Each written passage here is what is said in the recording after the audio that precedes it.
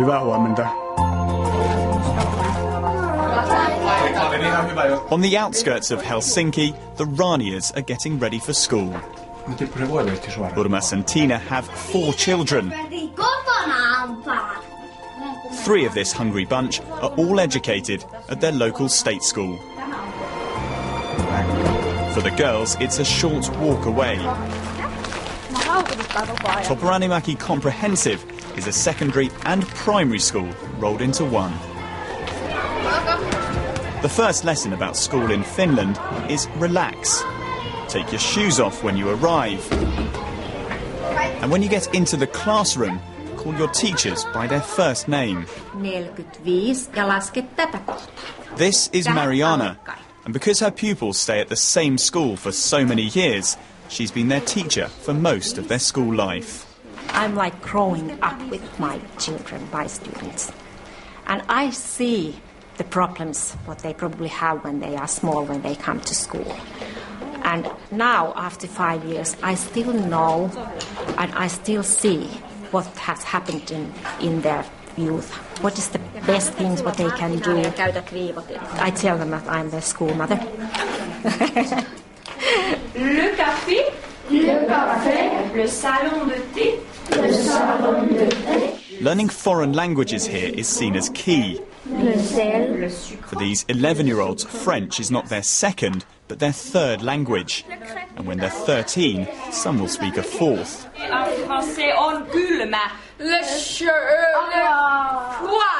But in Finland, success is not measured by winners and losers. Learning is more like a team game. The best and worst pupils in any subject are taught together. Controversial, maybe, but something, they say, works.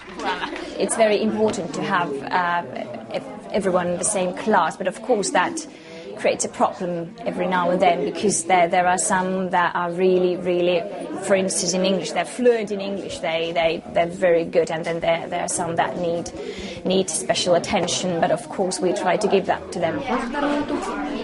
Giving pupils extra help is standard practice. In this class there are 3 teachers. Anna and Sunny teach a double lesson. Marvi just works with those who struggle. And it's the teachers here that would make any education secretary go green with envy. They're the key ingredient why in a subject like science the Finns score so high. Teachers all have to complete a master's degree. Trust is important here. In PE, the kids head off unaccompanied for a long cross-country ski. And their effortless ease in achieving quality education is shown off by one statistic. Children here do the least number of class hours per week in the developed world and get the best results. What is the secret of Finland's education success? The head teacher gives his teachers much of the credit, but another reason is the T word again, trust, this time in him. Nobody outside is saying that you have to do like this or like that. And the feeling is that they trust us. This is my school, it's not the politicians' schools. In countries like the UK and the US, education is built around the idea of competition. Some schools will succeed and some won't. Incredibly though, the results at this school in Helsinki are virtually the same as any other school in Finland. And that means there's no such thing as a failing Finnish school. Finland's success has kick-started a kind of education tourism. More than 100 foreign delegations visited last year. But the woman in charge admits there's still room for improvement. The Finnish system, it supports very much those pupils who has learning difficulties, but we have to pay more attention also for those pupils who are very talented. And now we have started a pilot project about it also, that how to support those pupils who are very gifted in some areas. We called on one of the country's biggest success stories. What do Finnish businesses want for the future?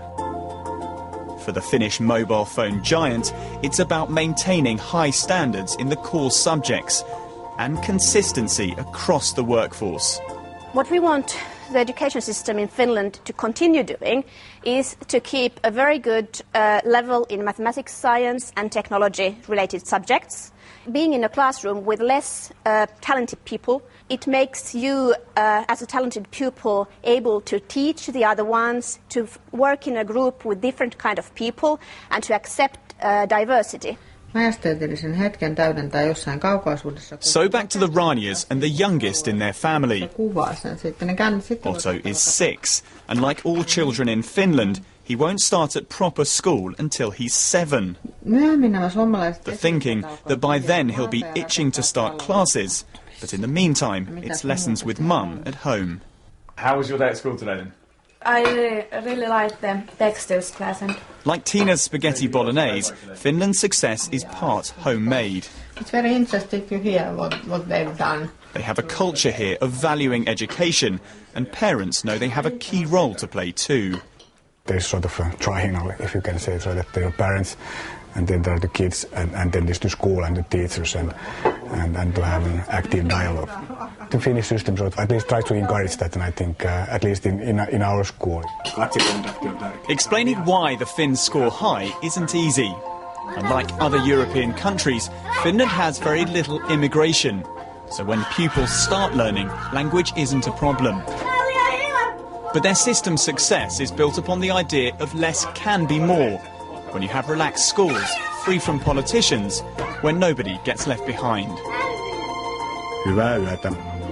Tom Burridge, BBC News in Helsinki.